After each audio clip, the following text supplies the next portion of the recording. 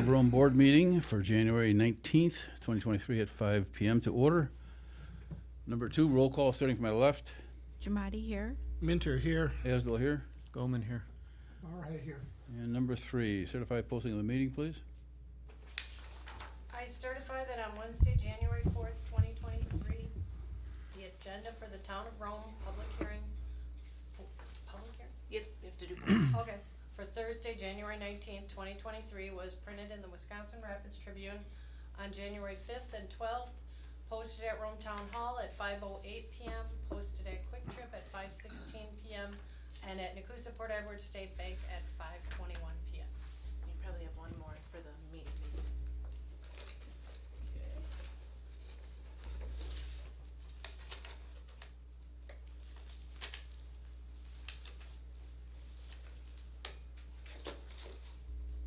I certify that on Monday, January 16th, the agenda for the Town of Rome Board meeting for Thursday, January 19th, 2023 was emailed to the Wisconsin Rapids Tribune at 4 p.m., posted at Rome Town Hall at 3:45 p.m., at Quick Trip LLC at 4:15 p.m., and at Nakusa Port Edward State Bank at 4:10 p.m. Thank you. Number 4, approve the agenda. Can I get a motion, please? I'll move to approve the agenda as presented. Second. Any discussion?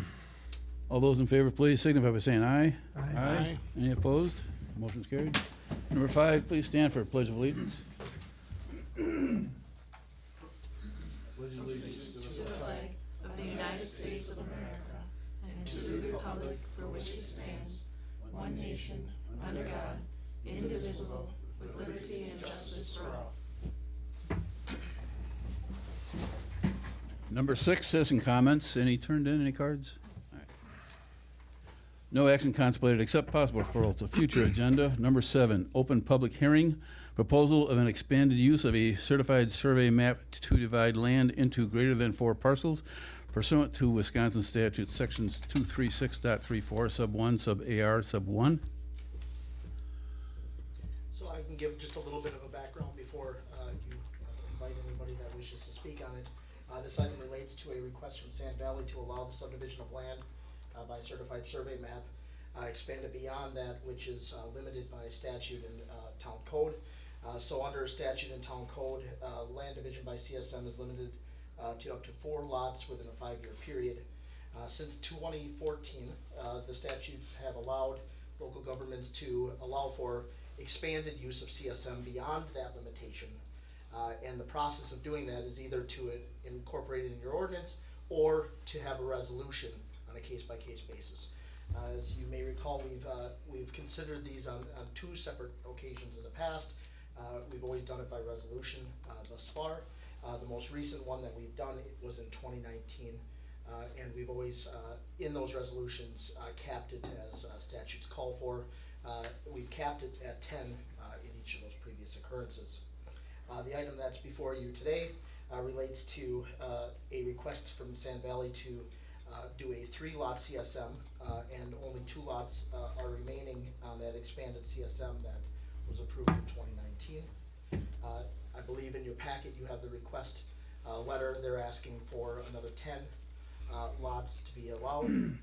This item was considered by the Plan Commission at its January 10th, 2023 meeting, after which the Plan Commission recommended approval of the expanded use of CSM with a maximum number of parcels set to 10. John Kastner is here from Veerbecker, if you'd like to invite him up to the mic for any further information. John, why don't you just come up? Yeah. Just make sure the red light's lit. Hello? Hello. Anybody have any questions? Anything you'd like to offer? No, I think I'm good. At this Thanks, point, Nick. Is anyone from the public? yeah. Anybody in the audience? Any questions for Ms.? None. Guess we're good. Take a motion. Yep. And you'd read number 8 and take a motion. All right. Number 8, close public hearing.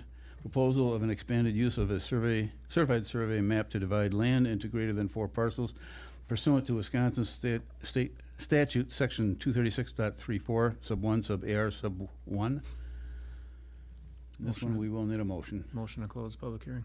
Second. Any discussion? All those in favor, please signify by saying aye. Aye. Any opposed? Motion's cleared. Good. Number 9, information updates, meeting recaps, recent correspondence, current events, and announcements. Lori, would you like to start? Sure. This weekend is the 26th annual Snow Blast at Lake Arrowhead. Starts on Friday evening. Visit Rome is sponsoring Dueling Pianos. You can get tickets at the membership office.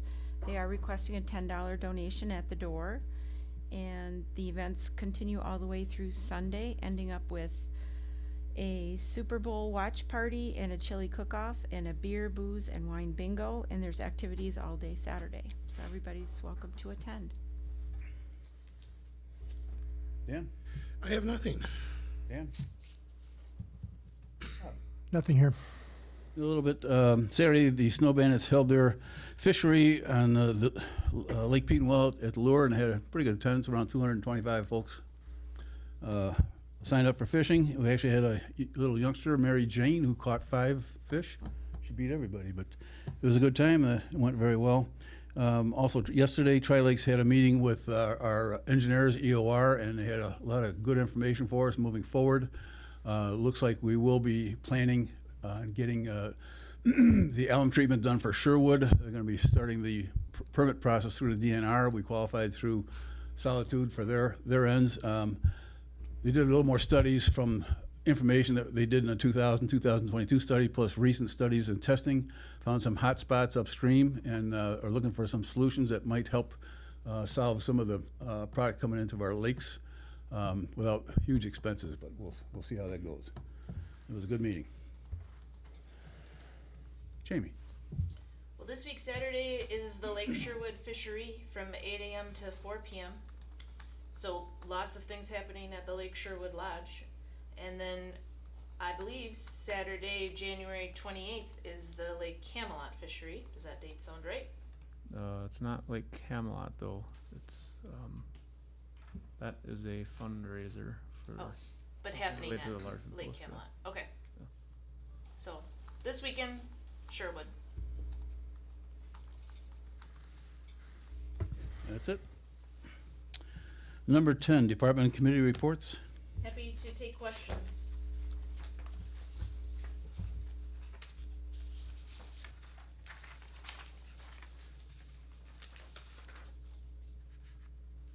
Anybody have any questions?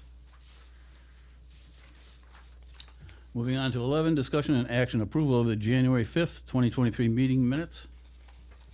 Move to approve the minutes. Second question. Should I be marked as absent on that? No, we do allow virtual participation. Okay, Yep. so I guess I'd ask for. No, I do have you added. If you look a little further down, Okay, you came in at 5:04, so I think.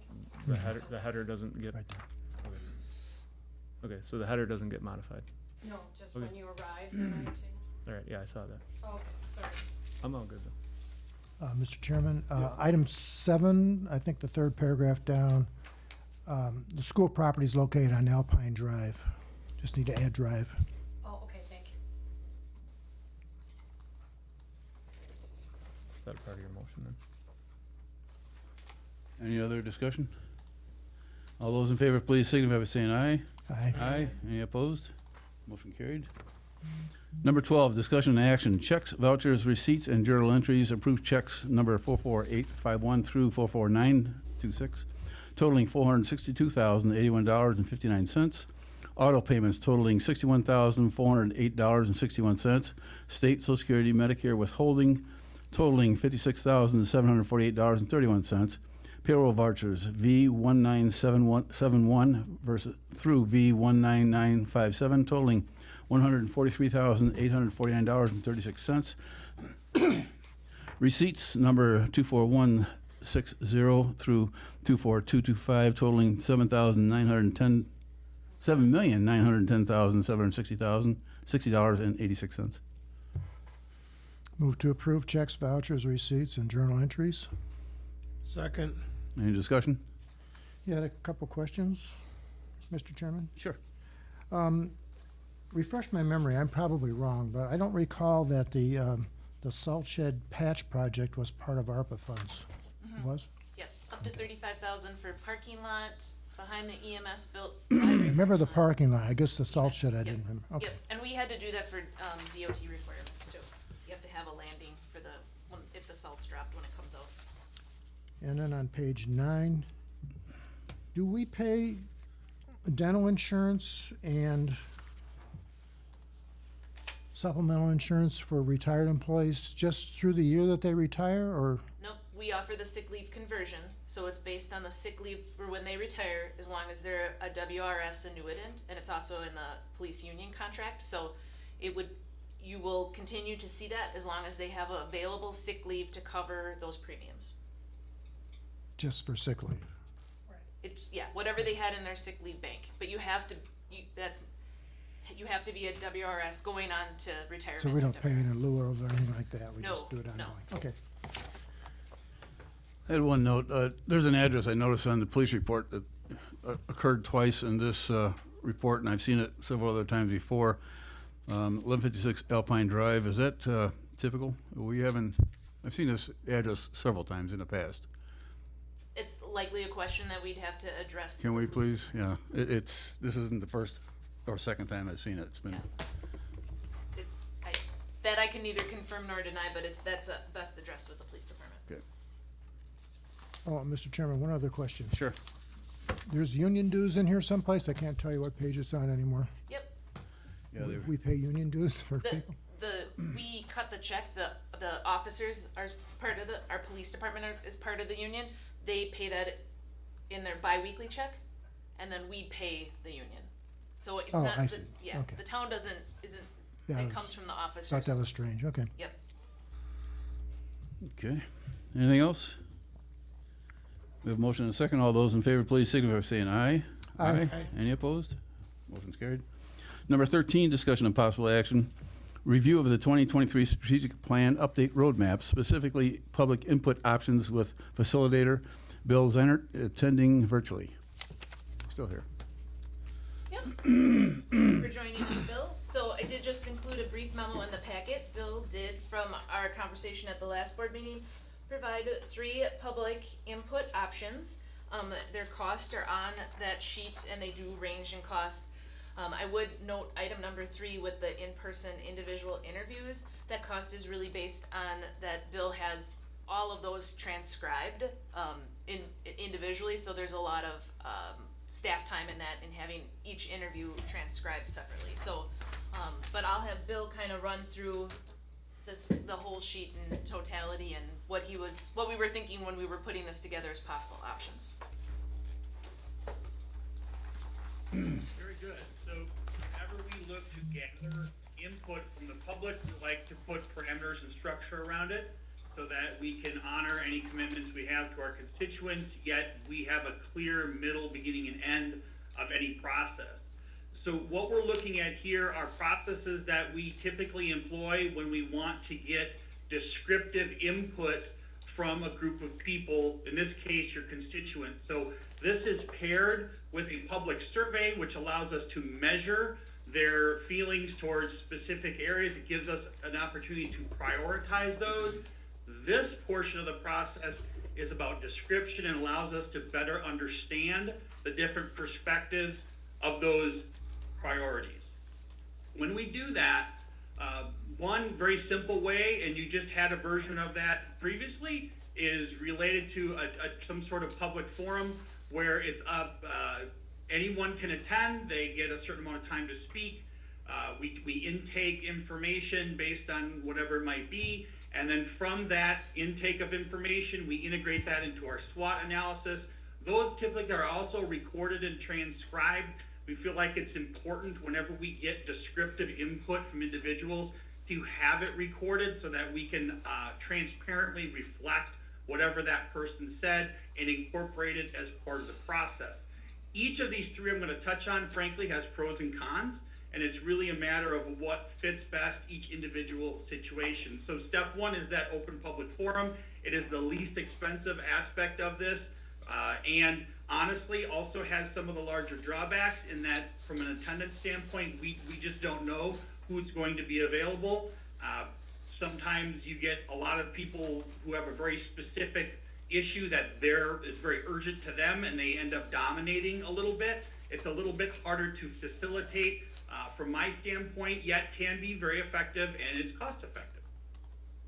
The next step up from that, if you will, is a constituent focus group where it works very similar, except that the board identifies the participants ahead of time. Those participants, agree and understand what the rules of the road are, typically 8 to 10 at any one time. We usually do about a 90-minute session. There's a facilitator guide where we put that group to a series of questions, ask for their input. We get in-depth descriptions. We can ask follow-up questions depending on how you'd like to work it. We many times, those are also recorded and transcribed, but we do have abilities to have people watch the focus group virtually or from a different room, for instance.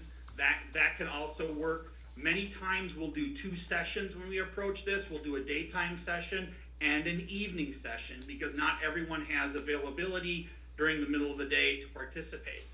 So you can do one. I gave you pricing for both.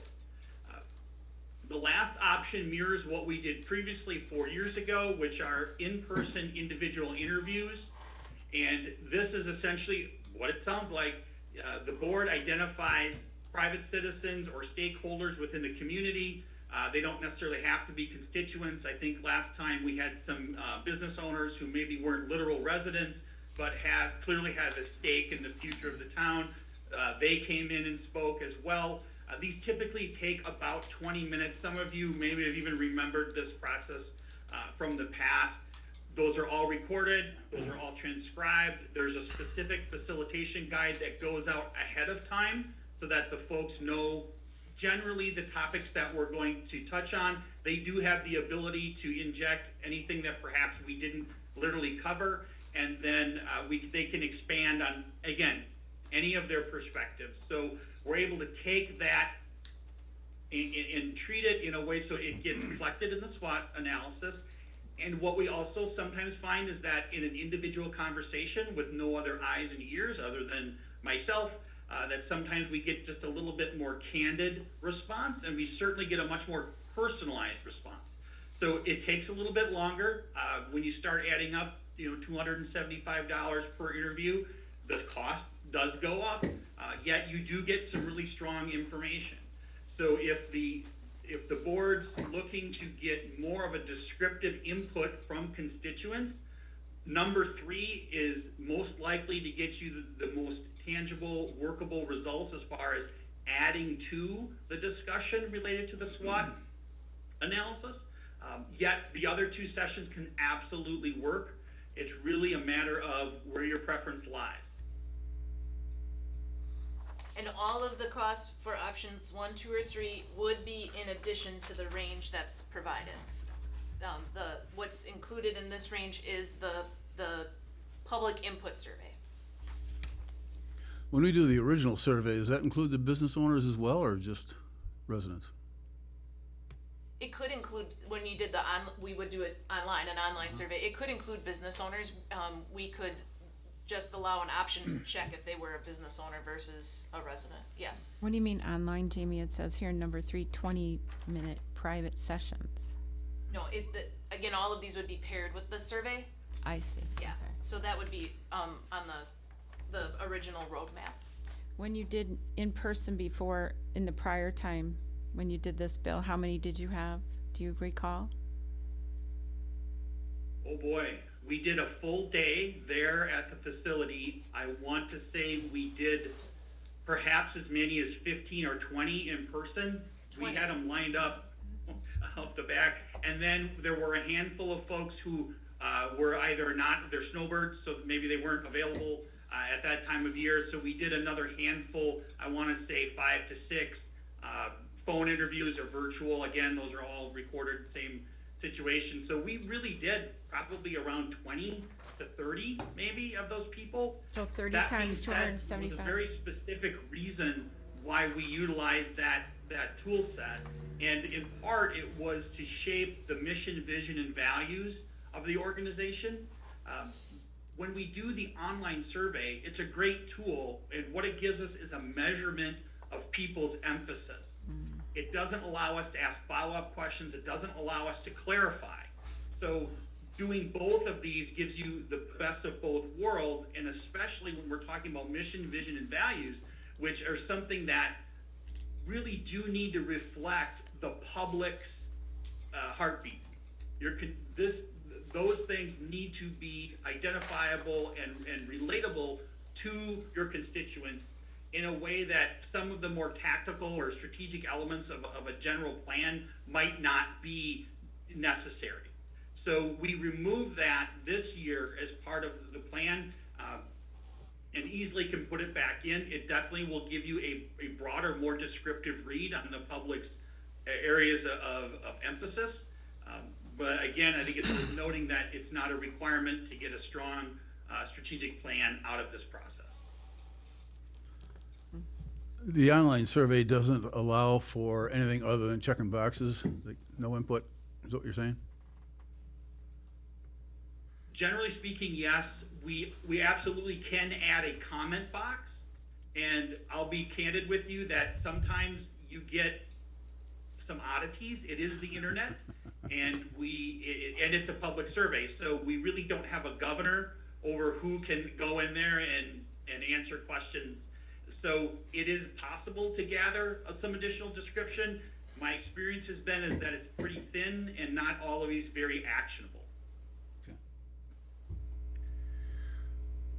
So looking at number 2 and number 3, it sounds like they're very, very similar, except in number 2, the invited people would be in a medium-sized group of, say, 10 all together at one time, as opposed to number 3, those theoretically, those same 10 people that would have been invited in number 2, they would just come for one-on-one interviews by themselves and not have, other than the facilitator, have nobody else in the room.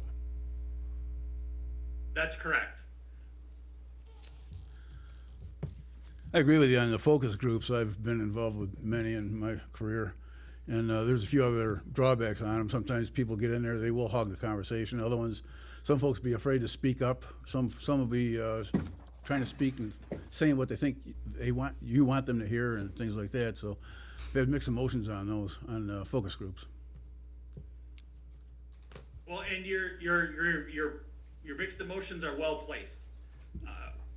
Focus groups are a valid tool, yet all of these feedback elements have areas where you're dealing with human beings. And anytime you're asking a human being to describe the situation, there's always a certain level of, frankly, skepticism we should have, and look for patterns versus instances. And hopefully the patterns become insightful and can point in direction, but you're absolutely right. As a moderator, it's my job to make sure that everybody's voice is heard within that room. That being said, we can't force people to be candid in front of others. And especially if what they have to say is a little controversial, maybe it's something they're concerned about sharing, they're going to hold back. That's just human nature. Whereas in the individual interview, we do get a little bit more candid response, in my opinion. It does take a little bit longer because we have to book all these people through for a conversation, and we could certainly do that virtually. We did some of that last year. We could do it on a day at the facility, again, whatever would make the most sense. One of the things that came out of the pandemic since 4 years ago is more and more people are comfortable with a virtual situation like we have now, and that gives us typically a little bit more flexibility to incorporate different people's schedules. But again, we'll work with whatever the board feels like is making the most sense. The in-person public forum is the only option, though, that provides the opportunity for anyone to attend. Is that correct, Bill? That is correct. From the standpoint of a descriptive component, it is worth noting that anyone can participate in the survey. So that becomes the mechanism to gather the widest body of information. and then we drill down into more deliberate choices with stakeholders. But you're right, we some- would limit that that is a curated group, and while representative of the whole, is not open to the whole. We sometimes get the comment that there are people who aren't computer literate, so that would solve that problem though, right? It may. At the same standpoint, what we've also done, I don't know if we did it with you folks. I'm currently in this, actually, I'm gonna leave this meeting and I'm gonna go to another meeting we're doing this for a church. And we have the same challenge where there's an online survey open currently, and not all members of the congregation are comfortable navigating the internet. So what we were able to do is provide hard copies with all, the specific information, and then people would, parishioners come, they pick them up, they drop them off, on Sunday or, whatever would make sense. So we can certainly take steps to ensure that even if someone maybe doesn't have access to the internet, just start there for whatever reason, that their voice can be heard. So that's how we've handled it in the past, but you're right, there's no one solution that gets everybody equal access across the board. These are our strongest options, though. Another question on number 1. So you say it's possible that the board could facilitate the open forum as opposed to somebody from the consulting company in order to save money. 2 questions. How much would it save, and how would the board or a member of the board be sort of like, we would have the guiding questions, I'm assuming, to ask at the forum, or how does it work if we facilitate the forum as opposed to you facilitating the forum? Great question. So what we would look to do is treat it like you would treat almost any other public input session. So we would want to lay out a little bit of framework to say, this is the topic. This is the input that we're looking for. Just like you would do with any public question. And then you could even hold it in front of your current set of meetings, just like you have. And from there, that would be the level of facilitation. So frankly, it's fairly wide open, yet we would identify specific points that we would want people to speak into. We wouldn't just be the Wild West, hey, come say whatever you'd like. We're looking for specific input on X, Y, or Z. Maybe 3 to 5 topics would be my advice. Typically with the survey, what we would do when we ask people to rate their concern or their emphasis on areas that you already know, either you or you and your staff could point to and say, hey, we want input on these 6, 8, whatever pieces. We would mirror that in the public comment section or opportunity so that there is some structure. And you're not going to get just complete random comments. You'll get something specific to a topic. And how much cheaper is it if the board facilitates versus you facilitating? It's a $12.50 At that point, the only cost that we would incur is the cost of transcription from the recording. So generally, I depending on how long the recording was, that varies, a couple $100 typically. So it would be a significant savings. About $1,000 off the top of my head. Thank you. If we chose that selection, we likely would pair it maybe with a town board meeting, because it hits a regular schedule. They're all filmed. We can easily make a flash drive of these meetings and send them to Bill. If you paired it with a town board meeting, Bill, do you think that might be a turnoff to some people attending? You think you'd get as good of an attendance? Are you saying during a meeting, or? Maybe prior to, just that the time frames would adjoin. Okay. Or have the town board meeting first and the public forum after or something? Makes for a late night, but. I guess the other piece is, somewhat assuming in number 1 that you'd all attend the public forum, right? But the other thing would be is if we did just select a time that we facilitate it with the questions, it wouldn't necessarily need to fit this scenario, right? This setup or logistics. It could, again, it would have to be record it, so it could be transcribed, but it maybe wouldn't be board members sitting up at the podium. It might be something that's more casual.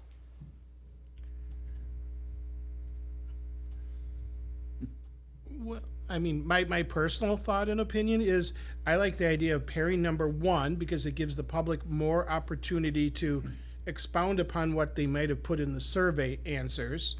And then either 2 or 3, one or the other of either 2 or 3. I don't think we'd have to do both because they really seem very similar. Just a matter of, for the extra 3. Well, my thought is we already have a framework to go by from what we established the last time, so maybe we could just do item 1. And no individual stakeholder interviews. Unless, something came out of that meeting that said, hey, we need to get into this further.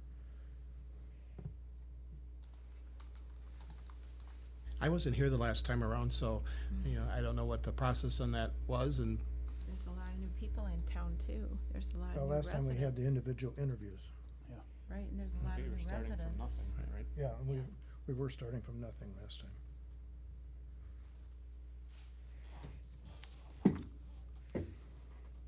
So you want to make a motion or more discussion? Yeah, I'll move that we go with item 1 and conduct the in-person public forum, so it's open to everyone. In addition to the roadmap. Yeah, And that forum would be facilitated by Bill in person. correct.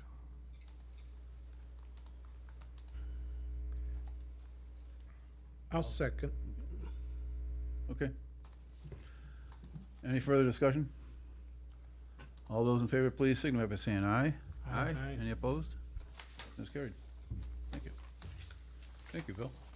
We'll let you go for tonight then, Thank you Bill. all. I look forward to seeing everybody again and meeting all the new folks. Jamie, I'll reach out here and we can start the scheduling process for all the person pieces. Great, thank you. Take care.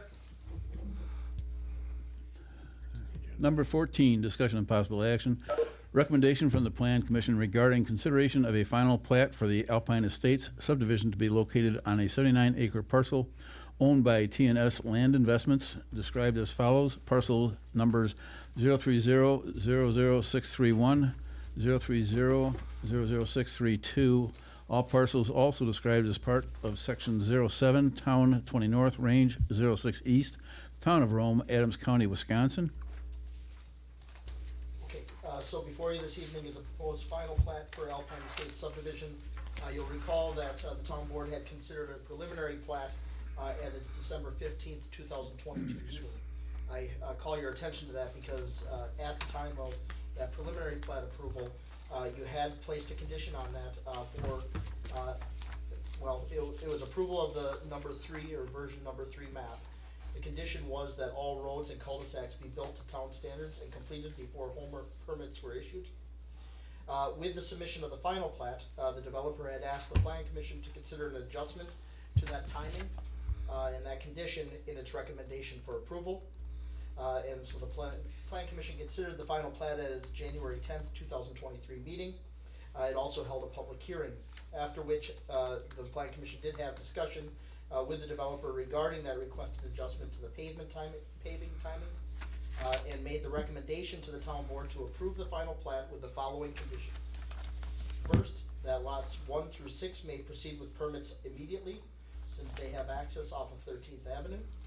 Second, that paving be done all at once, and the road grades be approved by the Public Works Director prior to paving.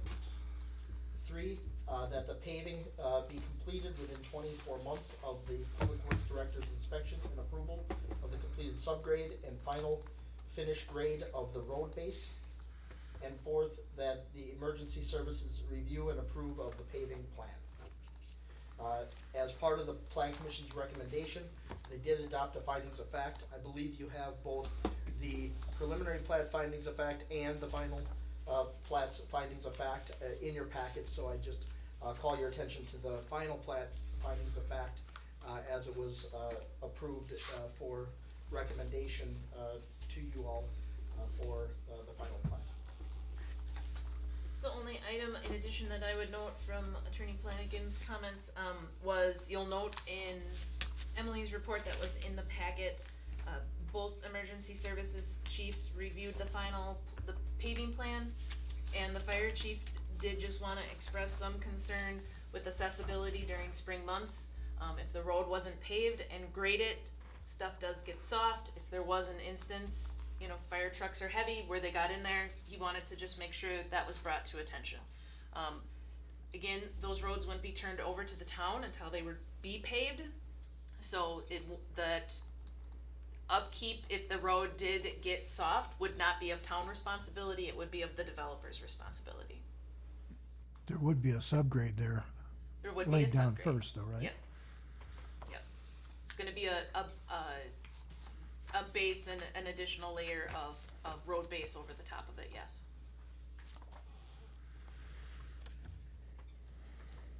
But the back lots off of, that don't front on 13th Ave, they're not able to be sold until, or not able to be developed until the road is paved, correct? So, So once that, where the road is located, once the trees are cut, it's graded out and the Oh, road okay. base is put in. then yes, that's considered roads ready, and then the paving within start to 20. sell, yeah. Got it, Yep. okay.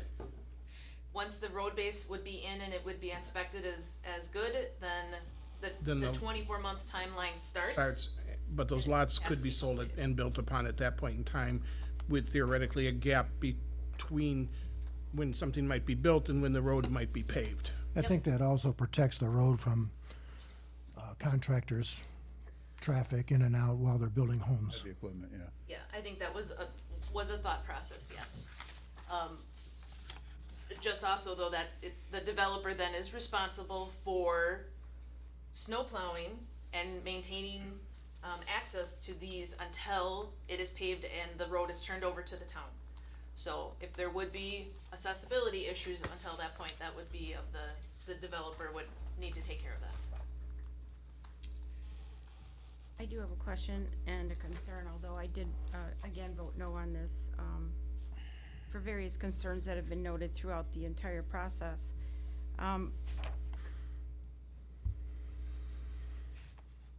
There was some additional discussion now that the developer is now talking about actually now building homes in here. There was no discussion of a bond that ever came up, or having Brad actually give us a quote on what that road might cost to be developed. Now, that could extend the whole development of that entire area. There has been times before where a person has come in and developed properties in the town, a road was supposed to be done, and the road never happened. So, I would like to know, Nick, maybe you can recall when that's happened before, and then the road was never, and the town has had requested the bond, that we should have a bond for a situation like this. You could put that as part of a condition of approval, that a bond be placed, that would ensure, maybe. That the work gets done, in case something would happen and this never Because comes to fruition. Part of part of my piggyback off of, Jamie's comments would be that, just note that there is that, dynamic that you're not just, accepting dedication of the roads under this right away when we approve the final plat, so all of those conditions, that you might put, if you do approve the final plat, are going to be a delay before we actually take, ownership of the road, right? And it's our roads. To Supervisor Jamati's, point, certainly a bond could be, a condition there, to ensure that this, does get developed, since there will be that gap between, when this is approved and, us taking possession of that road or ownership of the road. Because originally it was supposed to be like 2 years, and then it was, well, maybe now I'll need 3. There was no definitive answers to when it would, I think the recommendation from the Well, plan commission right. was 24 months. right, but a bond would still make it, my answer's still gonna be no, but a bond would still make it more, Would the bond cover the total cost of road construction if it wasn't paved? Cause I mean, a mile of paving right now is $125,000 to $135,000. So if you did consider a bond for this amount of road, you're probably looking at a $250,000 bond. It's up to whoever wants to. I mean, a bond is gonna put us in a better position. I mean, Have we already collected the impact fee or not? We have not collected the impact fee, or what we sometimes call the park fee, but we would not sign the final plat until the park fee was So collected. the developer's aware of that, right? Yes, they were provided the number. do impact fees always go to the parks? Yes, And that was determined by resolution? yes. It was, as part of our code, it's because they're taking this land out of natural area, so it goes towards natural area. Yeah, so it's being referred to as impact fee. What I would actually call it is, so in our ordinance, we have a requirement that they do public space or you know, a space for like parks. Thank you. In lieu of that. I know that. I wanted the public to hear In lieu of that. that, Thank you. we can have that fee, and that fee is really in lieu of, them putting in. Taking it out of R4 and putting it into R1 with camping. Thank you. R4 would still allow camping too, though. R1. True, but larger lots away from residential. I'm curious, on the front of the plat review, it talks about the total acres being 79.08, and then it says, 4.39 acres dedicated to public use. That's the road. Oh, 4.39 acres of road? Okay. Yeah, cause that's probably, I mean, I don't know that it's 2 miles of road in there, I didn't do the math, Okay, but it's over a okay. mile. Well, all right, now I know what that means. Yep. I was thinking I was gonna see like a little plot of land for a park or something there. No, it's the road, okay. So, just one other Are thing you to. representing Troy, or are you just here in support? Just here. Okay. Just one other thing to piggyback off of Supervisor Jamati's comment. We do have a section of our ordinance for new road construction that does require, or have a requirement for a performance bond. And so you could put that in as a condition to your approval, which would be consistent with the ordinance that we require it for new road construction.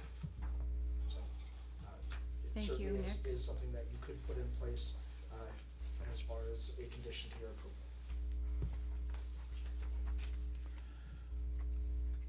Someone want to make a motion, please? I'll make a motion to approve the, what do you call it, the final plat approval? Final plat approval for Alpine Estates, as approved by the Planning Commission on January 10th, 2023, with the four conditions as listed on the final findings of fact, plus the addition of the developer providing a performance bond in the amount needed to cover the development of the road should it not happen within the 24-month period as allowed by the findings of fact. I'll second the motion. Any further discussion? All those in favor, please signify by saying aye. Aye. Any opposed? Nay. Motion's carried. Number 15, discussion and possible action, approval of ordinance number 23, recommendation from the Plan Commission regarding consideration of proposed amendments to Chapter 360 zoning, Article 25, signs and boards, 360, Sub 126 regulations in certain zoning districts, and Article 31, 360, 162 standards and gateway overlay district. Okay, so over the last few months, the Plan Commission has reviewed the town sign ordinance requirements as they relate, most specifically in this case, to the Gateway Overlay District and Rome Town Center District requirements. So the goal in that review was to clean up some of the language, wording and references to standards that were in practice they've been causing some confusion. As well as improving consistency standards between our districts, and particularly with the Gateway Overlay District, and I'll point out where we did those things. After reviewing several options, the version before you today was recommended for approval at the January 10th, 2023 meeting after the public hearing was held. So I'll just point out the areas that the ordinance that's before you this evening has some adjustments to it. So first off, there were a couple different options that were considered. The version that's in front of you this evening keeps the Rome Town Center District and Gateway Overlay District sign regulations separate. I'll just briefly explain why that's significant. It had been explored, combining the two of them. And the reason that that was explored was currently, if you look at that section, or sorry, Article 31, the Gateway Overlay District standards mention signs and then point back up to the Rome Town Center District. It's somewhat circular because it points to the Rome Town Center District and then points back down to the sign code. That because that points in those areas to the Rome Town Center District, we had explored one option for just combining the two of them. As we started to kind of dice into that and look at what that meant as far as wording and standards, we saw some differences in those districts that warranted keeping them separate.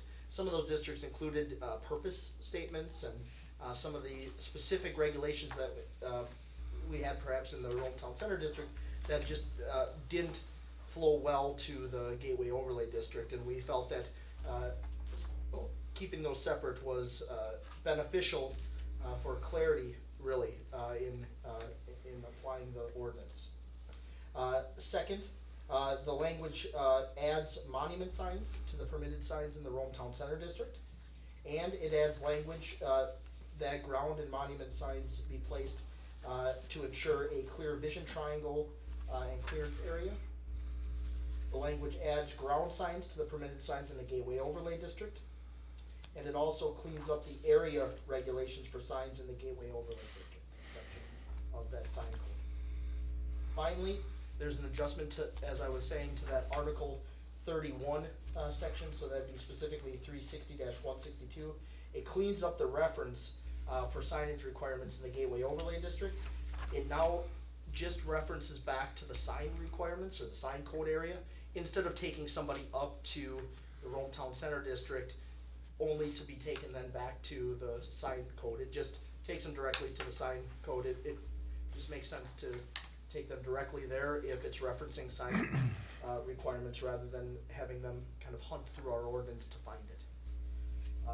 So the final item that was a recommendation from the Plan Commission was to adjust the definition of ground signs. There's a number of sign types that are just permanent. They're just, they wouldn't be temporary signs. Ground signs are included in that, and with ground signs, as we define them, that was the only one that just specifically mentioned permanent. We had some discussion about adding permanent to all those other sign types. Currently, the other sign types don't reference permanent. They just are, they are enforced as permanent signs. For ease of adjusting our ordinance, we just recommended the removal of permanent there, and the zoning administrator assured us that that was being administered as a permanent sign anyway. It would only be a permanent sign, and so removing that just maintains consistency. It doesn't confuse anybody that the other sign types just aren't permanent because it doesn't have it, and then they can consult with the zoning administrator in that those sign types are permanent. Last thing I'll call your attention to is, I believe in your packets, I'm not sure if it was included or not. So what I will do is I will hand out a copy of what was prepared for the Plan Commission, because one part of the conversation was this idea that it would be helpful to have visual references for what the different sign types are. I'll just stand up and hand this over to Supervisor Giamatti, and that'll come around to you. And that's really just a visual reference now of what those sign types will be, just to clear up some of the questions that come into the zoning administrator as far as what types of signs we're talking about when we're talking about specific signs like ground signs and monument signs, for example. And will those illustrations be available for when the people come in with questions, so that they can look at it and say, yeah, that's what I'm planning? Because they may or may not know what their sign is actually called. I wouldn't know what the sign is called. I think that's the thought. It won't actually be in code when you look up the code reference, but they'll be available here for them. Little binder of pictures. Nick, in 360, 162, paragraph 2, it talks about Rome Town Center sub-districts. Are those the various zoning districts within the park, or what is a sub-district? Yes, so the Rome Town Center District is your, The whole you thing? know, the full district. And then as you go into the Rome Town Center District, you'll see different sub-districts like Commercial A, for example. Those are all sub-districts as part of Okay. the overall Rome Town Center District.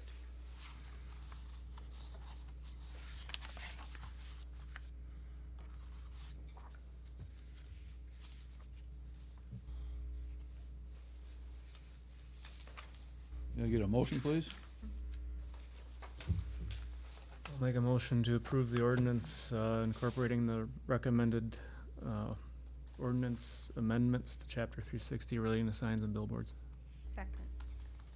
Any further discussion? All those in favor, please signify by saying aye. Aye. Any opposed? Motion is carried. Number 16, discussion and possible action, resolution number 23, approval of an expanded use of a certified survey map to divide land into greater than 4 parcels pursuant to Wisconsin statute section 236.34 sub 1 sub AR sub 1.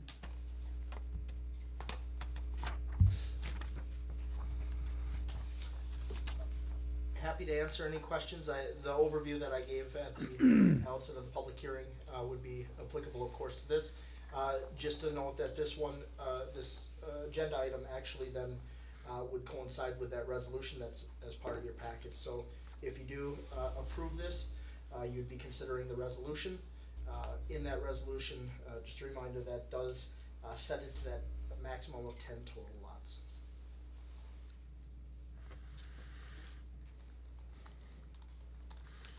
Any questions? Can I get a motion, please? I'll move to approve the resolution regarding the expanded use of CSM mapping to provide up to 10 lots. Second. Any discussion? All those in favor, please signify by saying aye. Aye. Any opposed? Motion is carried. Number 17, discussion only. Consideration of one additional brush and timber collection in 2023 due to the December storms. So there was a memo in your packet from Director Martinson just talking a little bit, giving a little bit of background. So first we did hear from the state that we were awarded $15,900 next year for brush collection. That is more than we've received in some previous years. We are still waiting to hear from the Community Wildfire Disaster Grant. The grant that we applied for with them was a much larger grant and would be a 5-year grant. If we were awarded that, then the state would remove the $15,000 because we couldn't utilize both resources, both grant resources. So with that said, I did reach out to Lake Arrowhead. I would note one addition to the memo that was in your packet when Brad pointed out that the fall 22 pickup for the entire town took 135 hours. Please remember that is not including Lake Arrowhead properties because Lake Arrowhead handles their own properties. So if you were going to take the $129.50, the $129.50, which is your labor and all of your incidental costs for equipment, and times that by the 135 hours, that's about $17,400. But we would have additional hours because Lake Arrowhead would not be completing a spring pickup this year. I did talk to their maintenance manager, Steve. He said that they do offer a service to Lake Arrowhead members. It's a $50 minimum if they would stack brush at the end of the road to take to the transfer site if they wouldn't be able to transport it. But their feeling about a spring pickup is that they don't want to encourage people to be moving or cutting oak trees in the spring because April 1st would start the season of non-cutting for oak wilt, April 1st to July 15th. And a lot of times people aren't here at their properties before that April timeframe where they're able to really get things cleaned up, and we don't know exactly when spring will hit. So with that said, they would not be completing one in the spring and would want to discourage people not to cut oak trees or be moving oak trees. I do believe even when an oak tree is dead, it still can carry or transmit oak wilt for another year after that. So again, it's for discussion only tonight. The other piece that I asked Brad just to include in here, 135 hours, it would be more, would be a large percentage of time in the spring. What wouldn't be happening, right? Because we have soon to be 4 full-time staff, we'd have to bring on some part-time staff, to do the collection. In, you know, what would that delay otherwise happening?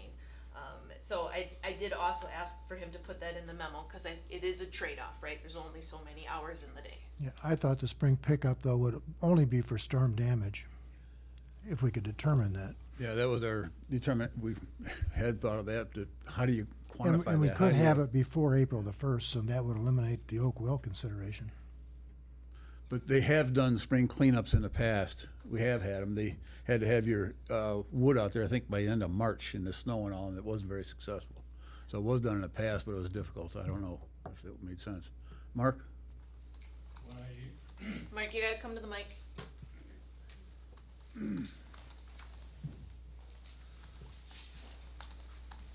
Good day.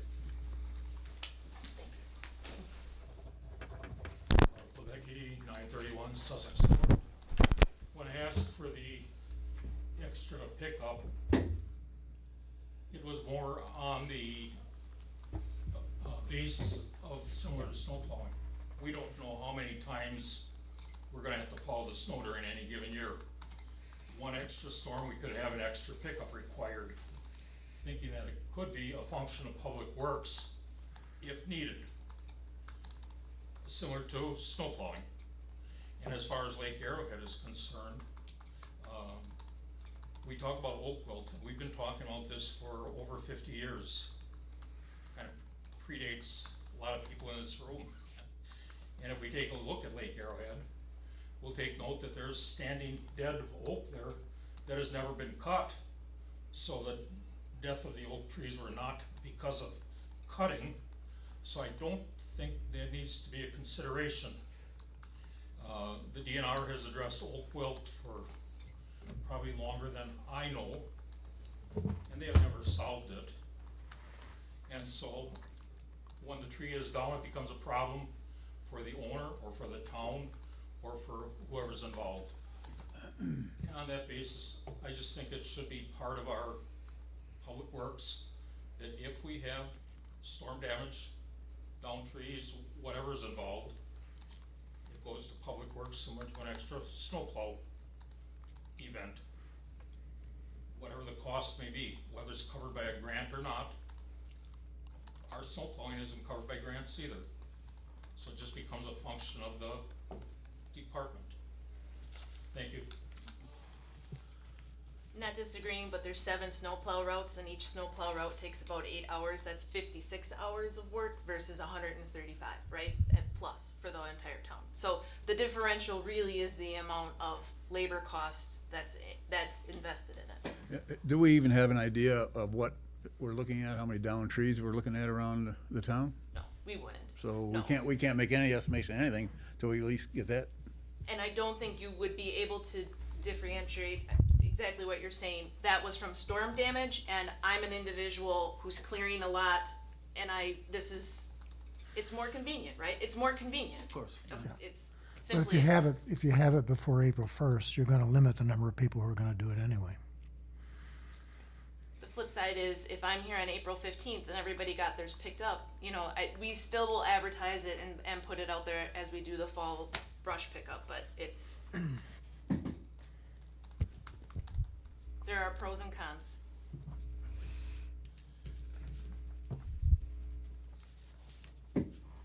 Thoughts? It's an oak tree, it's gonna die sooner or later. No, I'm not trying to be smart, but it's just, there are so many that came down on ours that are still bent over and laying in the ditches and that, and it's gonna be a mess, and it's gonna take a while to clean them all up, and we gotta start somewhere, and Well, Brad is gonna cover the trees that are in the right of way anyway, right? I understand that. So It's trees gonna in the take right of time. way, still the individual property owner would have lumber rights, so they are gonna probably first get pushed back into right now, like those trees that were down, they didn't get picked up, they got pushed back into the property. Cause if the property owner wants the wood, There's they have still a first lot right. in the right of ways though. There's a lot in the Yes. right of ways yet. yeah. And I think we talked at A the. lot more than 50. at That's the for last sure. meeting that those likely won't get cleaned up until Right. once we get through the winter season. Yeah, but Brad's gonna at least push them back though, right? A lot of them are pushed back now. There are a lot in the right of way, but there are several that were pushed back, and yes. And some of that just depended on location, how it fell, and what was happening in that moment when they got to that tree, right? It was about getting clear for the storm.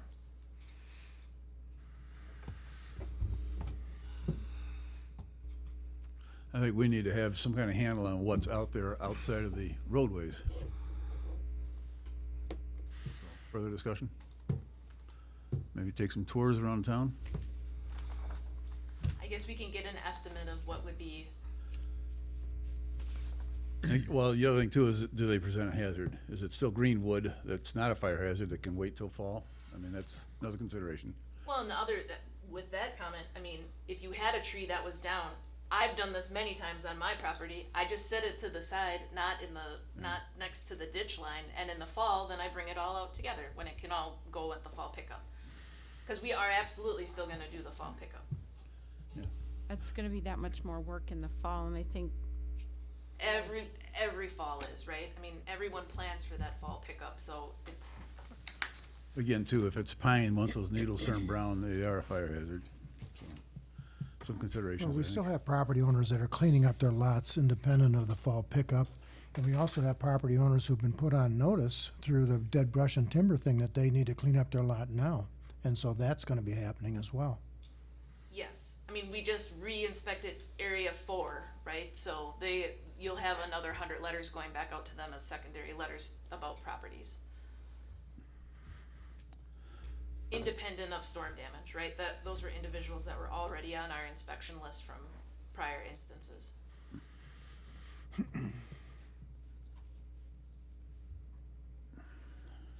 Board had any suggestions?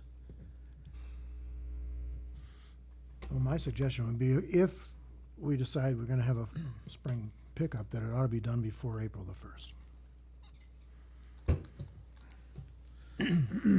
I think that would limit the expense. I don't think you'd be looking at $17,400 if you did that. I think, I agree with that. I think it's not even just the expense. I think it's gonna, the people that really have a problem that needs to get cleaned up will probably find a way to take advantage of it, and the rest is what it is. Mark? Again, we're talking about the damage that was done in December, and in April 1st might be a solution to that one. We don't know if next week, next month, next season, we could have another event. And that's why I'm thinking maybe it should be a consideration of Public Works, just a responsibility of Public Works, that if we have an event that causes it to be on right-of-ways or roadways or even individual properties, that there's a method of dealing with it through the township. Yeah, I think on right-of-ways and roadways, the town is gonna take care of those. First opportunity, correct?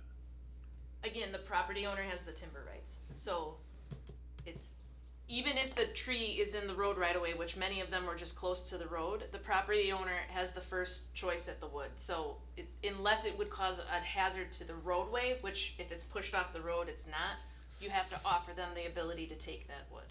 So I also don't wanna imply like they're all gonna get cleaned up, because there might be individuals that want that timber, that want to take that wood. Yeah, in the past, how we've handled that, is we've noticed, so when we're intending to get that then picked up, we send a notice to the property owners, letting them know that if they want to, keep the timber, they either get it moved or notify us, otherwise we will come and do it.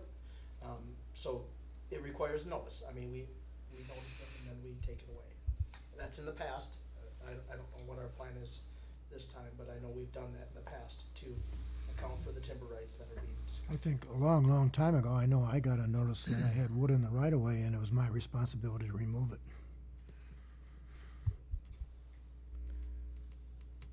please humor me. In the midst of a storm, if a tree falls down, nobody hears, no. If a tree falls down and it's in the road, what's gonna keep a worker from cutting it over here versus at the edge of the road? I'm just asking the question, because I've seen both. Not that I'm getting any, I'm just asking. Even though a property owner has the rights to the wood, I'm just asking the question, because I've seen one cut over here, and I've seen one cut, sorry, Dan. That's okay. I've seen one cut right here at the edge of the road. What's the difference? I mean, I'm not gonna go out and say, well, gee, you took my wood. I'm asking the question. I mean, I didn't realize I had the rights to the wood, not that I need any more. Thank you very much. I think it just depends on, especially, I mean, you have to remember, none of these trees were like necessarily cut between 8 and 4 in perfect daylight, right? They were cut in darkness with snow conditions, so it likely was how the public staff member felt safest in getting it cut. Okay. Noting if it was fallen onto another tree and was making some sort of widowmaker, how far was it into traffic? Where did it make sense? Is this side all wooded and this is So there was some science and methodology to what the work that they were doing. yes. Thank you. In darkness, right? Daylight, there was Yeah. a lot of daylight, because we had over a dozen trees down. All right, thank you. But there's still a lot of work to be done yet, and I think one of the points that we're hearing everybody say here is that if we leave this go, it's gonna keep piling up should this special event happen again. So can we get ahead of it by possibly doing something before April 15th? I think next step is to find out what we have, and like Nick said, get letters out, see if they want the lumber, because apparently we can't do anything with it until we know, correct? Well, so our process with that, with the letters, is, so when we cut them and put them outside of the right of way, which is what we were doing, I think in large part, not totally apparently, but once we do that, if we're going to take that away, okay, if at a later point we're going to come around and take that away, the stuff that we had put outside of the right of way, then we would notice those stretches wherever we're going to do that, give them a timeline for when we're going to do it and a deadline to notify us, and if it remains there, then we'll take it away. It's not a prerequisite to determining if you're going to do a pickup, but we do have a process in place that we've done where we are going to, if we are planning on doing that, if we're planning on taking that away from the areas that we stacked them outside of the right of way, we'll notify and give them a deadline, and then we can remove it. I know we have in the past removed timber in those areas, and we notify the property owners of the timber rights and give them a deadline. And can we do that as a large,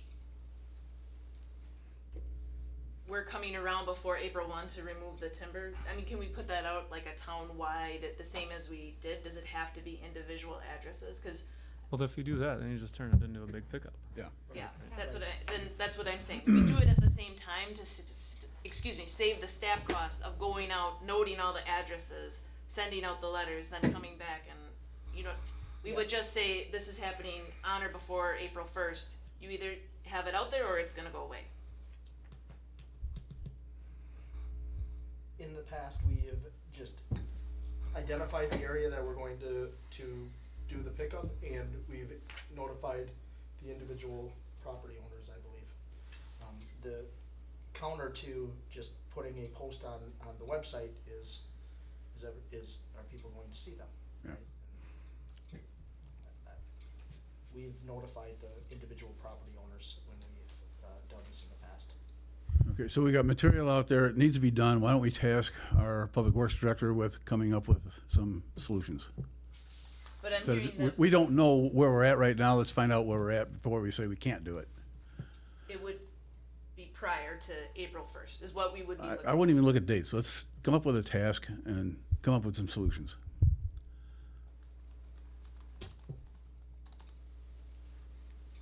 Sound good? All right. Make a motion.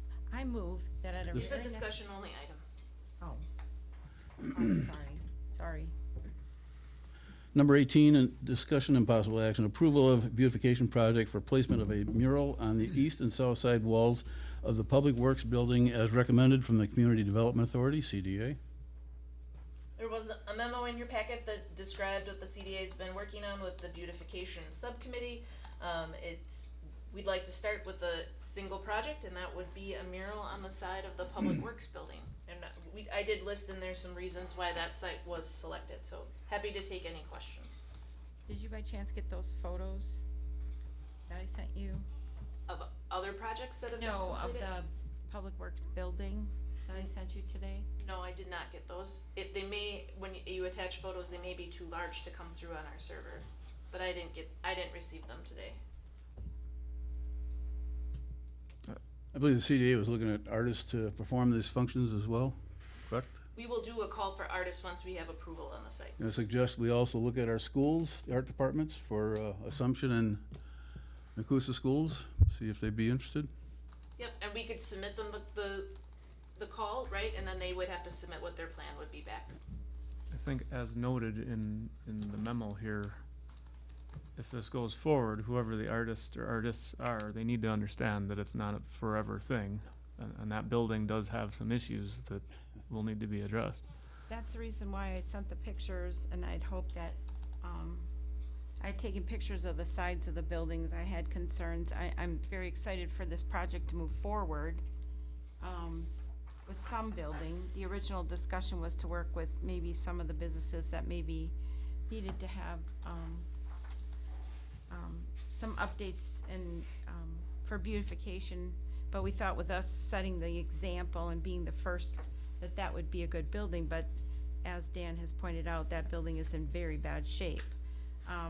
Especially the side that faces towards Quick Trip. It's dented and it's rusting, and putting, calling to artists and having them come and paint that, yeah, the panels could be removed, but they're rusted, and actually putting it in a nice way is, putting lipstick on a pig, as a construction company once told us, is, I don't really want to say what they actually said, they would walk away before they'd rebuild that building. So the life expectancy is, I don't know, Jamie said it was 10 years, that we were told to tear it down, so I don't know. The mural life expectancy is 10 years. No, okay, that's not what you said in the meeting, but, okay. In any event, you've got a steel building that's got pavement abutting it on two sides, and it gets salt every winter. know, So it's not a exactly. great situation, right? So It's not an ideal situation, and that's why I'm just a little bit concerned about doing this, but I am excited at the same time, so, but that's the consensus of the CDA is that's the building they would like to start with, and at least we're doing it somewhere, so. But it is in rough shape, and the pictures show that it's pretty well damaged, and putting a call out to artists and putting it right on that facade has me a bit concerned, but it was a majority vote, so. I would think if we're gonna go and cover the cost eventually of the artist painting the mural, that we'd wanna put it at a place where we would at least consider painting the balance of the building. If we're not gonna make that thing look, especially on the south side, whether it's rusted or not, a coat of paint would certainly help. And we could paint the other two sides of the building, we certainly could. I Yeah. think, at least we put the mural on the east side of the building for the call to the artist, but we can talk that through more. But, when we put the call out, And I think. Thanks for using WebEx. Visit our website. Well, and I think that, if a call does go out to the artists and it's made plain to the artists that, your building canvas is in rough shape, please be aware that your art is not going to be a permanent fixture, because the building is not a permanent fixture. Those artists that want to still have their work, want to get paid for their work and want to have their work on display, they're going to respond. And somebody who has issues with that isn't going to respond, and it is it is what it is. I mean, yeah, I've driven by that building, and I've often thought it's like, that's an ugly looking building, because it doesn't look like any of the other buildings here. And it's not the fault of the Do you town. recall It's just how much we're talking about to repaint a building like that, The last approximately? time we priced out that building, it was $8,000 to paint. That's not a lot of money, really. why didn't that get done when all this was getting done? Because we had the conversation about what would be the future of that building, and it wasn't determined at that point what the future would be, but, and hindsight is always 20/20, but it would offer this opportunity. I mean, if we're willing to invest the $8,000 in painting it, what would be the difference to invest the $8,000 into having it be a public work of art? Well, Those are yeah, not gonna where's do that? Yeah, where's the funds for the public art coming from? So again, we would work with CDA for some sort of partnership.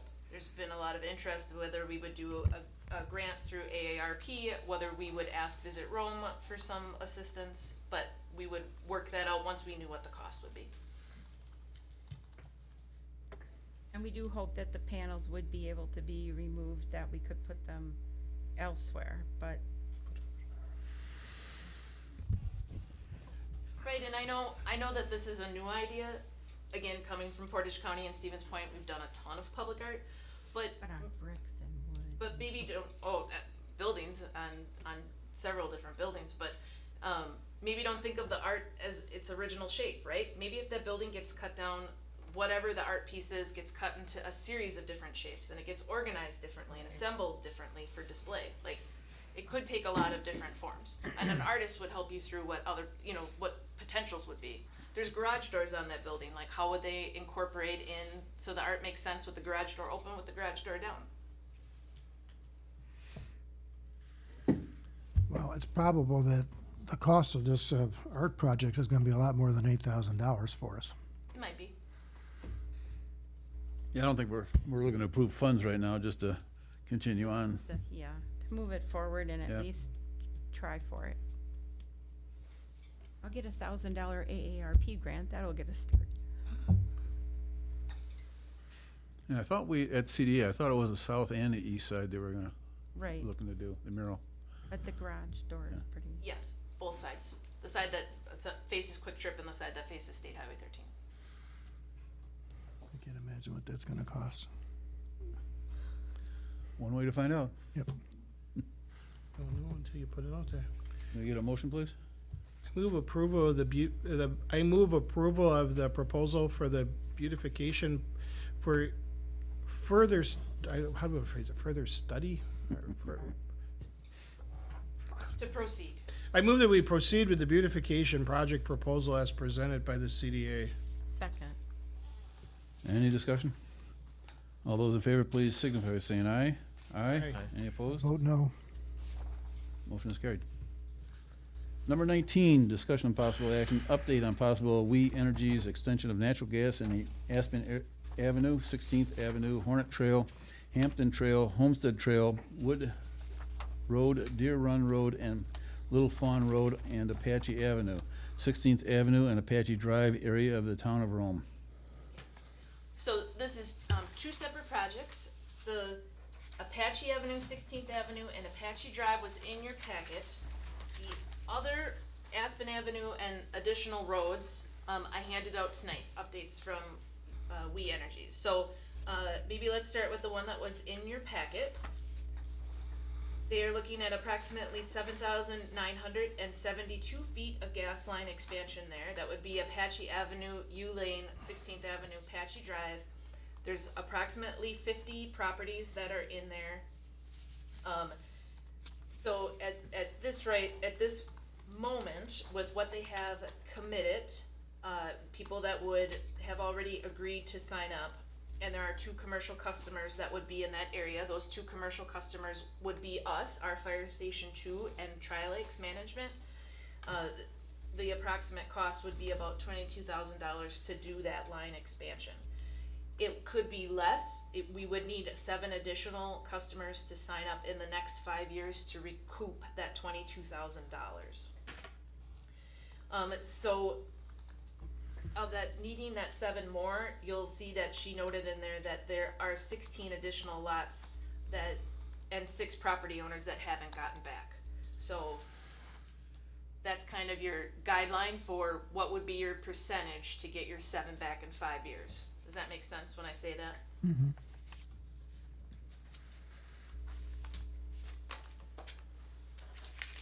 On the Aspen Avenue project, that would be a much larger project. That's 15,193 feet of gas line expansion, and there were 150 letters that were sent out.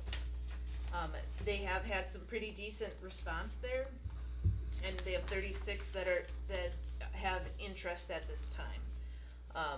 With that project, they are looking at, they would need 60 individuals that, for a zero cost project. With what they have committed right now, that project would be $74,500 to complete.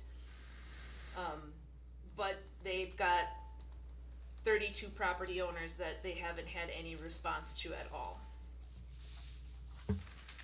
So right now, with their 36 that are interested, 36 applications in hand and 15 that are interested, we're a little bit closer on what it would mean at the end of the 5 years to recoup what our cost would be if we provided up to the $74,000. This is kind of like a first pass, right? Like on the last expansion, there was a lot of canvassing to make that happen, wasn't there? So the Apache has done a first pass, the Aspen has done 2 passes. I think with the Aspen project, we're a little bit similar. We did have one community advocate that was like all about going door to door with that. That was very helpful, somebody that was in the neighborhood. But then ultimately, when We Energies could say it's a zero cost line regardless because the town would make up the difference, they had a ton of people then come on, right? Because they knew it was a zero cost for them. But if they need 60 and they have 36, you would need 24 more on the Aspen project. And if all 15 that have indicated interest would come on, you would only need 9 more. Out of the 32 that they haven't heard back from yet. Yes. Those 32, are those homes or lots or combination? I think it's a combination. I thought she had in here what. I think that's separate because she says there's 20 that appear to be lots only with no houses, but then there's 32 properties that they've had no response from at all. I don't think, I wouldn't read that, I think it's, because if there's 150 properties, they have 36 that are interested, 36 that aren't interested, so that's 72. Then 20 vacant lots, that would be 92. 32 that they've not heard from, that would be 124. And then there was those 16 or 15 that were possible. Yeah. So you're close. That'd be 150. So I think they're two separate pools there. There's blank lots and there's no response lots. Both good projects, you have more of a pool of houses in the Aspen project though. Right, and on the other one, there's, let's see, there's 50 out there, they have 19 interested. But there's only like 6 that they haven't heard back from yet, and they need 7 more to have it be a note, to get all our money back.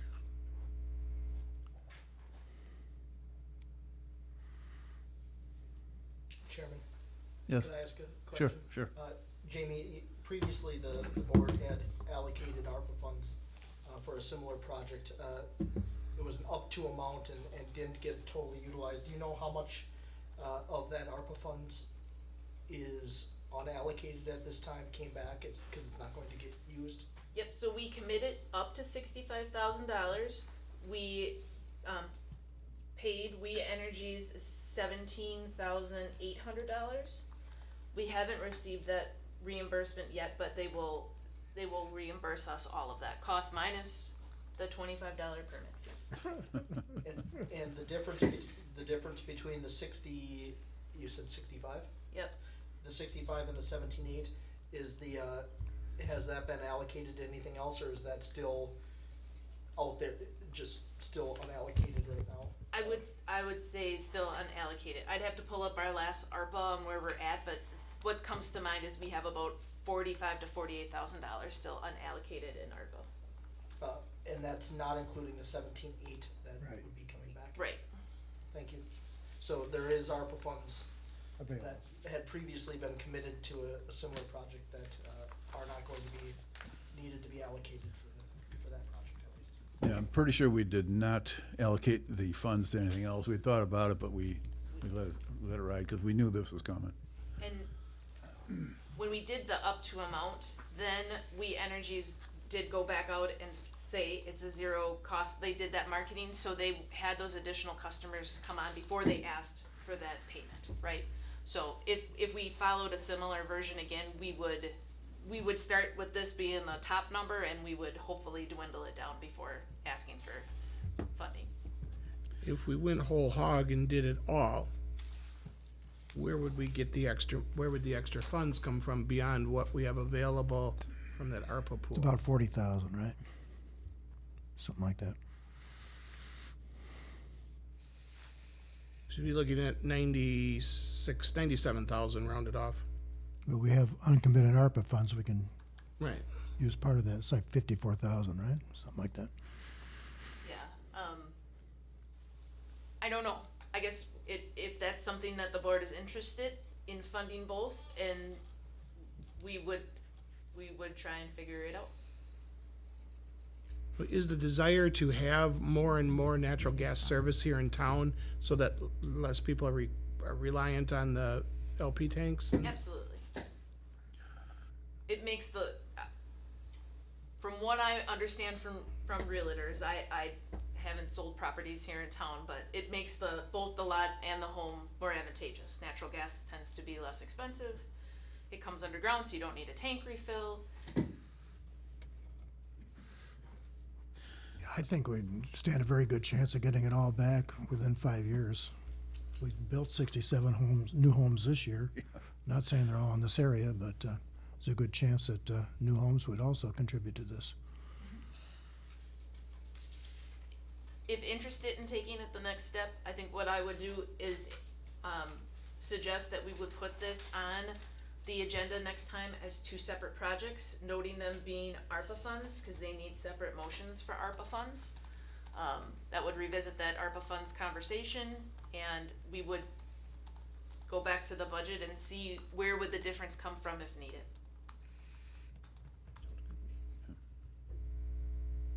Sounds like That's a good to plan. me. Okay.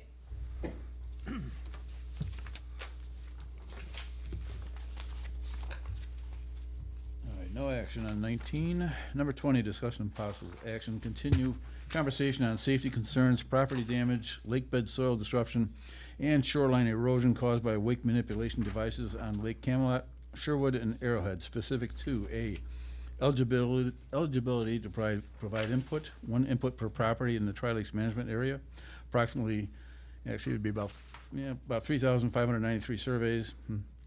Number B, method input will be provided, combination online and where necessary paper survey. And C, begin assembling input questions, version 3 draft attached.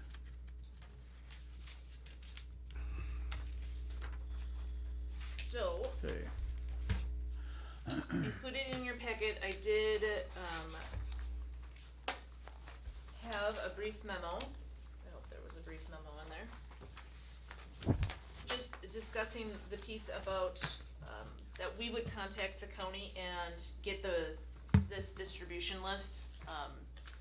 Just because of property sales that may have occurred in between that time, we would get that list from the county as close to when we would be looking to put out this survey, so we would have the most current information, because we would send this to home addresses, not necessarily property addresses that would be within the Tri-Lakes area. With that said, one thing that came up from when I was looking back at minutes as we've gone through this conversation, I feel very good that we were clear about that each one of the property owners associations and businesses would have one survey input to this, that Adams County as a government entity would not get an input to this. But the one that I'd like to just flesh out a little bit more with the survey is, if I own multiple properties within Tri-Lakes, do I get one per property or do I get one input? With that said, it might be hard to identify people that own multiple properties if they title them slightly differently or totally differently altogether. Easiest way to do it is one whole property gets a vote. And if you own two separate properties, It's not a Although- vote, it's just a survey anyway. well, okay, not a vote, but you know what I mean. So how much difference is it gonna make, really? If, that's, I mean, that's why we're having the conversation. There's gonna be some people that own several properties within Lake District, right? And so they would have more than one input to it. The other piece of that is some of your largest property owners, like your lake associations, would only get one, right? So you're giving them one as a lake association, even though like Lake Arrowhead owns tons of parcels within Lake Arrowhead. But, you know, an individual that owns 10 then would get 10 votes. Again, I only note that because it's going to be hard in some cases to know that it's the same owner. Yeah, but if we're looking at like, you said 3,500 surveys, percentage of multiples, is it gonna have that effect, you know? Once we would have the list, we would have to run how, you know, what that number is. If you're taking out your Adams County, your property owners associations, your RIPCOs, I mean, that's gonna be they will have several of those 3,500 lots. Donna? First of all, I just wanted to add, I think anyone who has multiple properties, I don't know if that's gonna be a huge impact, that they have it in different names. The other thing is that this is a survey, it's not really a vote. I mean, Sorry, I used the wrong term. It's a survey, so everybody's clear. It's a survey, it's not, you're not voting, it's just to get a general consensus of Yeah. It wouldn't be unreasonable too, Coming up to Jamie, the to go line. out and strike off the ones that are obviously multiple users or owners. Right, the hard part about that is in culling the list, I catch some and not others. Is that fair? Yeah, well, that's the way it is. Yeah, It's a, yeah, yeah, I know, but I can, the whole thing's directional. right. I'm just saying, someone will say, I got two, but I only got one, but I have two you know what I'm saying? People will come and mention it. and a lot of people are gonna say, and throw the garbage. Yeah, Yeah. they may. So give them another survey. Okay, so I'm hearing if you have multiple properties, you'll get multiple inputs. I just wanna make sure that we're clear on that one. Fine. Then with the draft survey that you What- have, Hold on, if you use the, Tri-Lakes letter, they're only gonna get one. It is combined. If you use ODC, it'll be combined, all property owners, they don't all get separate cards, they only get one. That's They do figure it all out. But that's if you have the same name. A lot of ours have LLCs and then they have, Yeah, but those will get a card. Yeah, I know what you're saying, but Yeah. if they got multiples, they're still gonna get one card under the same name. If they got multiple names, what are you gonna do? yeah, if they're titled differently. Yeah, when it goes out, okay, you have the address list, but you also have a quote mailing list, because I own two properties, but I get it all in one envelope. So there's only one mailing list. It is separated out. Again, my concern would be I titled my properties in different LLCs, right? And there are So, some of those. So they're different names. different names, yeah. Mark? As much as it's a survey and not a vote, it's more like a referendum Yeah. to identify a problem. And it's not like you're counting the number of people, you're identifying a problem. Yeah. And then coming up with a solution. Again, yeah, looking for directional. This is more directional, so, Exactly. yeah. So with the survey itself, it's getting kind of long. Right now, we're at 23 questions. I'm wondering if there are some questions that we could take out. Right now, SurveyMonkey says that this will take approximately 8 minutes to complete, which is not terribly long, but it's a lot of questions. I'm wondering There's if there are 3 or some- 4 questions I think you could eliminate just by eliminating the questions about the specific times. You're asking, like on item 4, you're asking, should wake surfing be restricted to certain times? You don't need to ask each individual time in question 5, I don't think. There's 3 of those, I think, that are like that. Another one is, we're talking about transitions, and that's so vague, I don't know if it's even worth putting in there. There's like 3 of them. Numbers? 11, You got 8, 12, 8, 9, 12. 10, 11. Yep. And 12. I have 8 through 12 could go. Are we in agreement with that? I think number 5 could go. Yep. I have that one circled too. Yeah, and number 15 could go.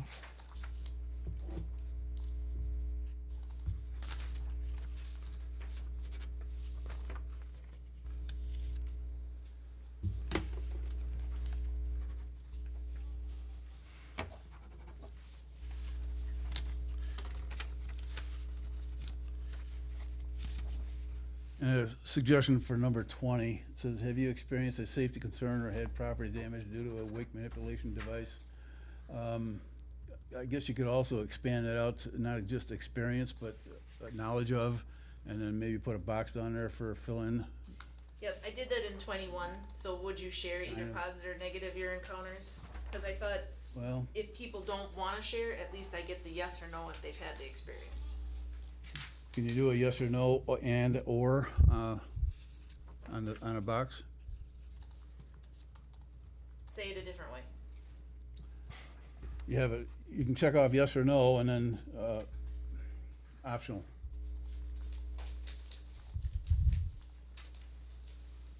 So they wouldn't be forced to fill it in. Oh, just not applicable. Yeah. Okay.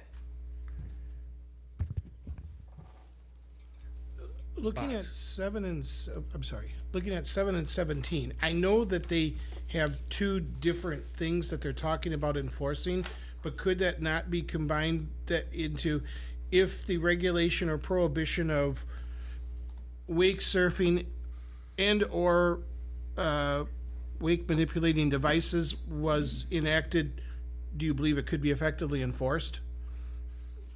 Because I think if they're gonna say, in 7, if they're gonna say it couldn't be enforced, they're probably gonna say 17, it can't be enforced, and same thing.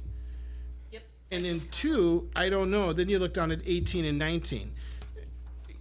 You know, I think 7 and 17, or the combined number there, is also sort of something that somebody might answer in number 18 or 19, but maybe you get more response if you have a checkbox than they have to think about typing in that it couldn't be enforced. I don't know. I think I like 18 and 19 because that lets people list the pros and cons. Do you think 18 and 19 should have, that we should put in a couple pros and cons so they could, okay, I don't know. They may come up with things we aren't aware of. yeah, As an option. yeah. My only thought is if there were ones that, like 3 that we wanted to determine and then other, and they could add them, that's my No, only thought. I'd leave it open. Okay, FYI too, the Wisconsin DNR is looking at some options on this as well. right, there was that article included in your last packet that it's being discussed by their board. Actually, there's quite a few more states that are getting involved. I got Alabama, Georgia, Indiana, Oregon, South Carolina, Tennessee. I know there's more than that. So, okay.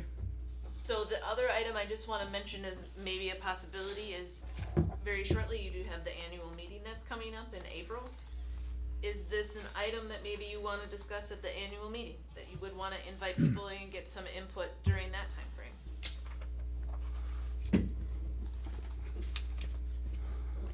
When you mentioned the annual meeting, I thought maybe we could provide the results of the survey by then. You're a funny man, Bob. You could give them a survey at the annual meeting. Normally I'd say yes, but I just wonder if they'd turn it into a zoo.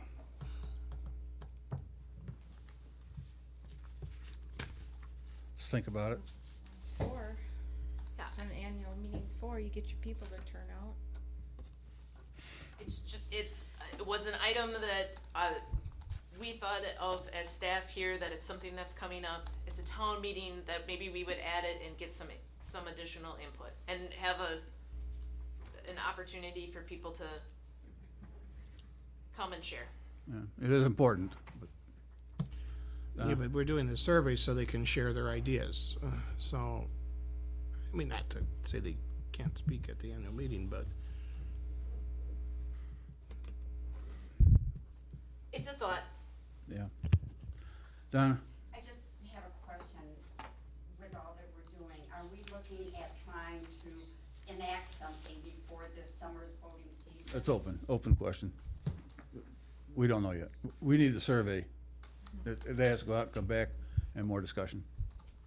Right, but, again, in the memo, which I can't find in my packet, so I'm not sure if it was in your packet, I hope that it was, okay. This survey with 3,000 responses will be very labor intensive for us. It might take you won't have any results by this voting season.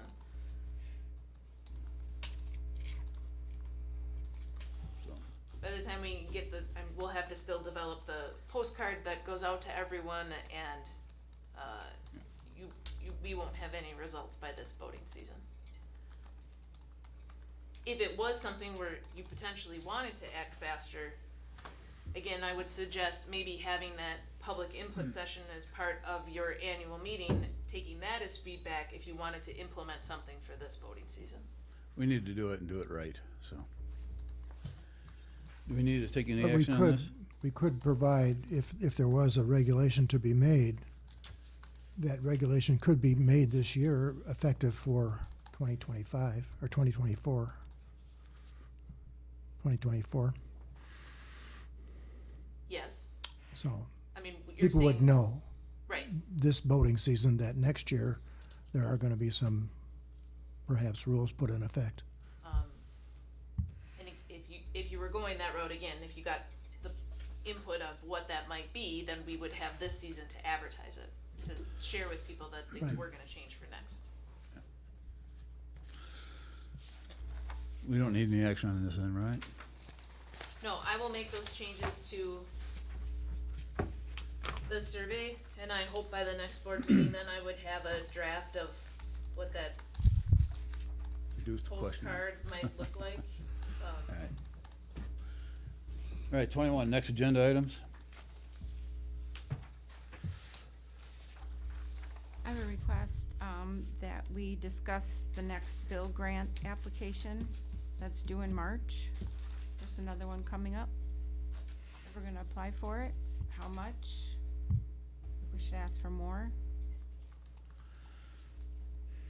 Okay. We'll have the We Energies return.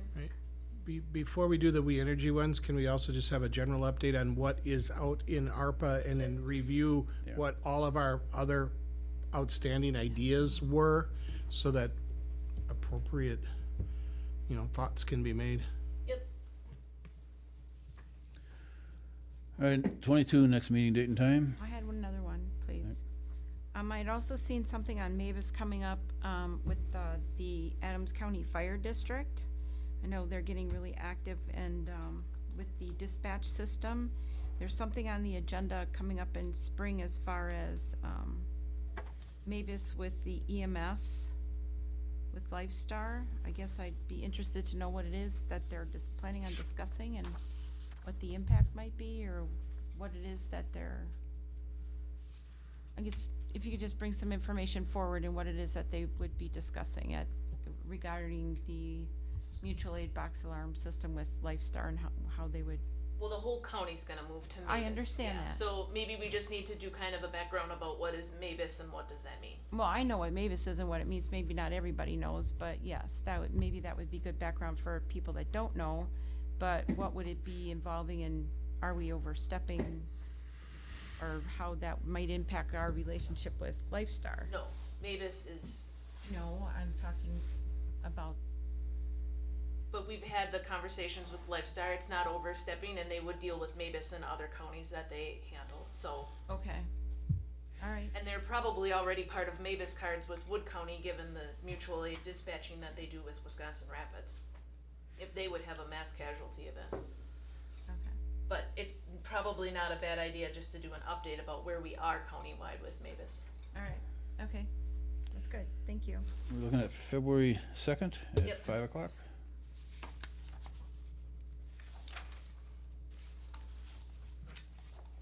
You get a motion for adjournment? So moved. Second. All those in favor, please signify by saying aye. Aye. Any opposed? Motion's carried. We are adjourned. Meeting adjourned 6:44 PM.